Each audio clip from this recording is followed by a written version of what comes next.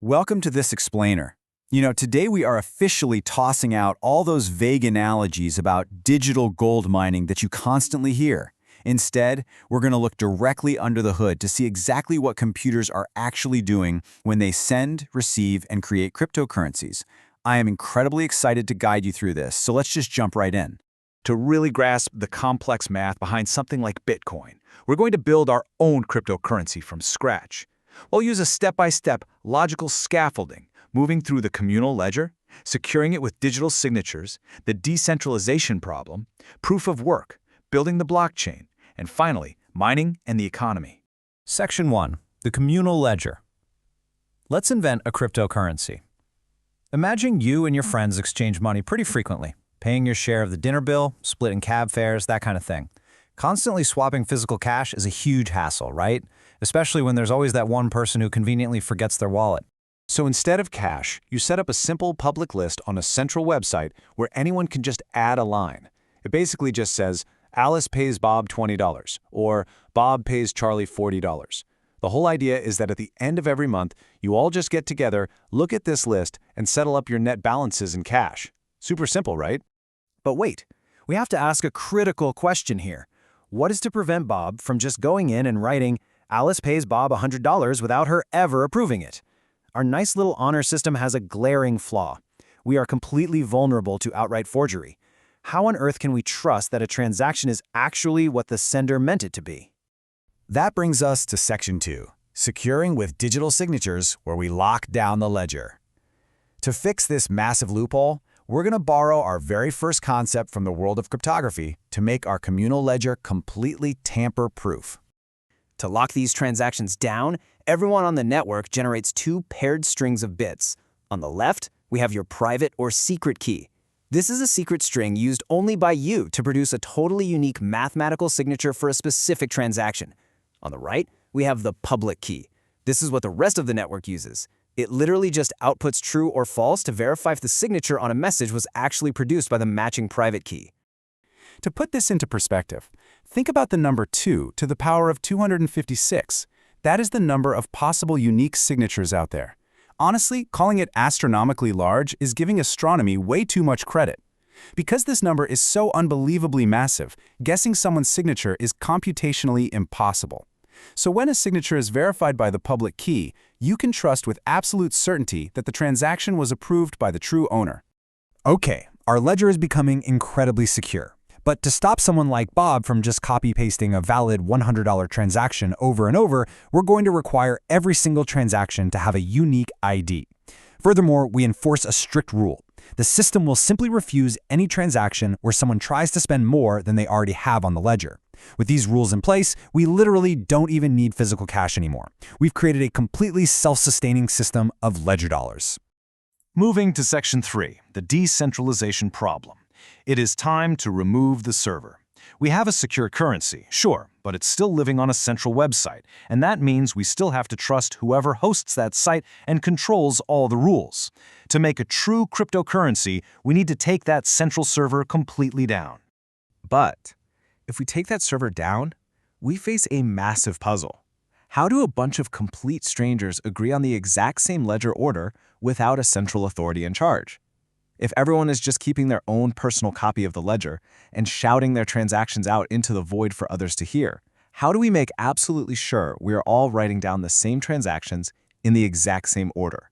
Section 4, proof of work and achieving consensus. This is the absolute genius solution presented in the original Bitcoin paper. The fundamental rule is this: we achieve decentralized consensus by simply trusting whichever ledger has the most computational effort put into it. To actually measure this computational effort, we use a cryptographic hash function, specifically one called SHA-256. This is an algorithm that takes literally any input, like our list of transactions, and spits out a fixed, completely unpredictable 256-bit output called a hash. If you alter even one single character of a transaction, the resulting hash changes entirely. And crucially, it cannot be reverse engineered. You can't start with the output and figure out the input without just blindly guessing and checking. Let's see how this actually creates work. Imagine I ask you to find a special number so that when you tack it onto the end of our transaction list, the SHA-256 hash of the whole thing starts with exactly 30 successive zeros. The probability of a hash just randomly starting with 30 zeros is roughly 1 in a billion. Because you can't reverse engineer the hash, the only way to find that special number is to guess and guess and guess, about 1 billion random times. Imagine trying to do that by hand. So, here are the exact steps a computer follows to create this proof of work. Step 1. Collect a list of transactions. Step 2. Add a special random number. Step 3. Apply the SHA-256 algorithm. And Step 4. Verify if the resulting hash starts with the required amount of zeros. If it doesn't, well, you loop back to Step 2 and try a completely new number. Once it's finally found, this special number intrinsically ties an immense, undeniable amount of computational effort to that specific list of transactions. Section 5. Building the blockchain. Chaining blocks. Now that we have these mathematically proven lists of transactions, this is exactly how we organize those proofs to create a secure, completely unalterable history of our currency. A blockchain is simply a ledger organized into chained blocks. Each block contains a list of transactions, a proof of work, and, here's the real kicker, the hash of the previous block. By including the previous block's hash, you are literally chaining them together. If you ever try to go back and alter any past transaction, it completely changes that block's hash. That breaks the chain entirely, meaning you'd have to redo the billion-guess computation for that altered block and for every single block that comes after it. So, how do we handle disagreements if two people broadcast different blocks at the exact same time? Well, our decentralized consensus protocol has one unbreakable golden rule. Always defer to the longest chain with the most computational work. If an attacker wanted to fool the network with a fraudulent chain, they would have to outcompute everyone else on Earth to make their fake chain the longest. To do that reliably, they would need over 50% of the entire world's computing power. It's just an incredibly elegant way to ensure trust without needing a central authority. And finally, Section 6, Mining and the Economy. We'll look at block rewards and fees. Because we have to ask, why would anyone dedicate incredibly expensive computing power to guessing special numbers in the first place? The people who dedicate their computers to this massive guessing game are called miners, and they actually have dual incentives to do this work. First up, there are block rewards. The lucky miner who finds the right special number gets to add a transaction right at the top of the block, essentially rewarding themselves with brand new coins generated completely out of thin air. Second, they collect transaction fees. These are optionally paid by users who want miners to prioritize including their specific transactions in the very next block. What is super fascinating here is how that block reward changes over time. Initially, the reward was 50 Bitcoin per block, but the system is mathematically programmed so that after every 210,000 blocks, which is roughly every 4 years, that reward gets sliced in half. It went down to 25, and at the time of the data in our source, it was sitting at 12.5 Bitcoin.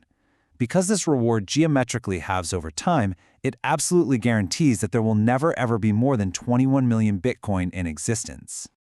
As we wrap up today, let's look at how this whole architecture impacts real-world use. Bitcoin mathematically adjusts the difficulty of finding those special numbers so a new block is found only about every 10 minutes, and each block is restricted to roughly 2,400 transactions. This deliberately restricted capacity makes processing comparatively slow, which naturally drives up those transaction fees. Contrast that with traditional centralized payment processors like Visa, which process an average of 1,700 transactions per second and can even handle over 24,000 per second. They are vastly, vastly different systems by design. I want to leave you with a bit of a provocative question. Now that you actually understand the brilliant cryptography humming under the hood, does it change how you view the value of a cryptocurrency? We've built a really solid tree trunk of understanding today, moving entirely past the financial hype and looking straight at what the computers are doing. Whether you view it as a great investment or not, you now know the true fundamentals of the technology. Thanks so much for joining me on this explainer, and I really hope this sparks even more curiosity for you to keep learning.